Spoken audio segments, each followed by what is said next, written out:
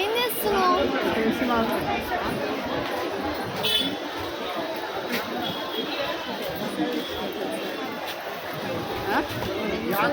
nineteen 58లో కట్టారు, October